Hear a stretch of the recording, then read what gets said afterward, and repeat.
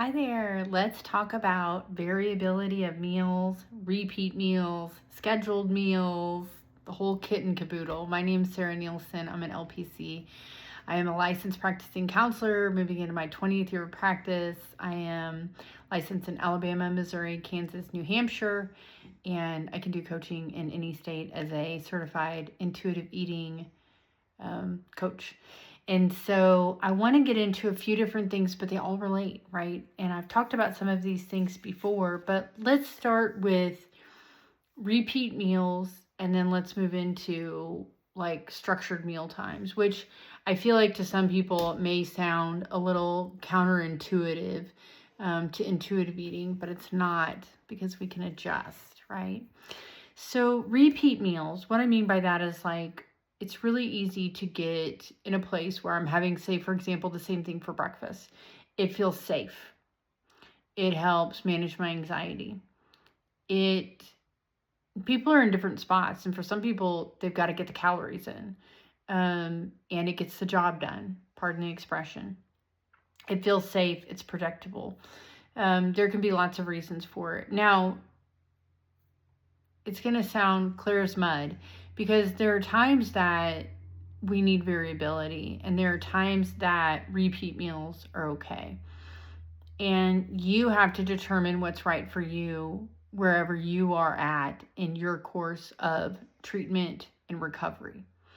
Now, I'm obviously going to advocate for variability. That's something we want, is to bring variety. That's how we get micros, macros, vitamins, minerals, nutrients, all the good stuff is through variability. And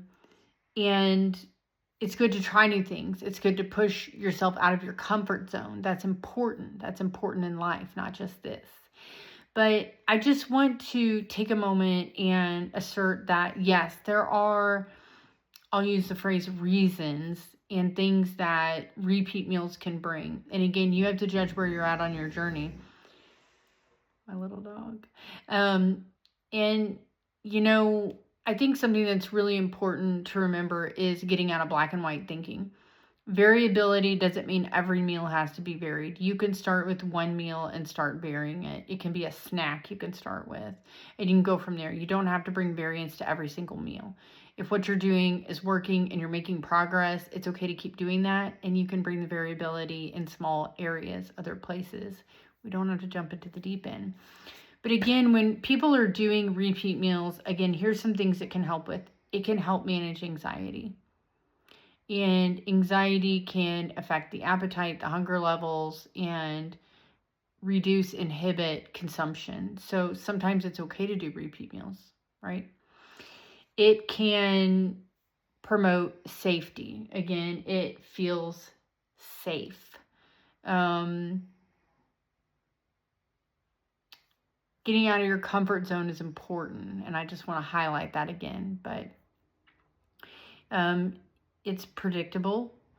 And the other thing is, when other things are out of control, we often turn to controlling food. And so you may notice a higher level of repeat meals when things are out of control, because you're just kind of gripping for some safety and security and consistency. And maybe you can find it other places and still bring a little bit of variability. But remember, you don't have to go all or nothing. Now, let's talk about briefly, so this doesn't get too long, let's talk about routine meals. So doing routine, what I mean by that is like a set schedule. Like I have breakfast at this time, lunch at this time, dinner at this time, and a snack at this time, and a snack at this time. That may sound counterintuitive to intuitive eating, but there are reasons why sometimes people need to lean into that. And you've got to allow for variability, psychological flexibility. It's an important skill, again, not just in eating. And so, again, you've got to feel out what works best for you.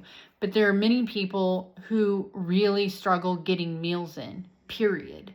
Whether it be restriction, whether it be they're very busy, whether it be overnights, whether it be their appetite is impacted by pain, sick, tired, anxiety, depression, past trauma.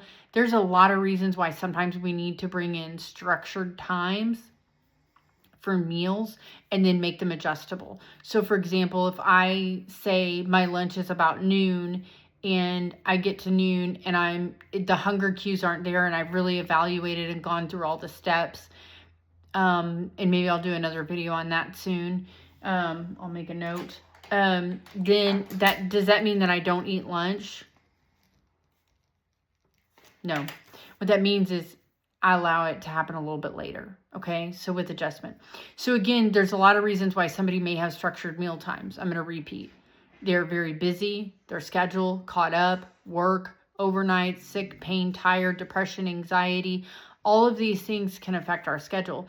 And not eating during the day can lead to overeating, binge eating at night, and even promote more emotional eating. And so these meal times can really help with that. And it can give you consistency and routine, which are also important. Now, for other reasons, say people who are restricting, it's another good option because you have set times where this is what I'm doing. And I think it's easier to fight Ed on that when you're like, I know that my snack's at 2 p.m., for example. That's what I'm doing. You can even set alarms if you need to. Now, I was trying to recall a couple other things I was going to say, and I've kind of lost it, but I think you guys get the drift. We are working towards variability, but repeat meals, we've talked about kind of why they can be helpful, and structured meal times, we've talked about why they can be helpful. And again, adjust as needed. Adjust as needed for your life, your recovery, where you're at, what's going on in your life. We're not black and white, all or nothing. Baby steps, baby changes. And I'll do a video on hunger cues pretty soon and really evaluating if we are physically hungry or not. And I apologize for a little lapse in videos. And I'm going to put up a recipe later today. So I hope to see you soon. And if you're not, follow me on Facebook, Counseling with Sarah Nielsen, Facebook, Intuitive Eating Free Education, YouTube, Tales of a Psychotherapist. Thanks so much.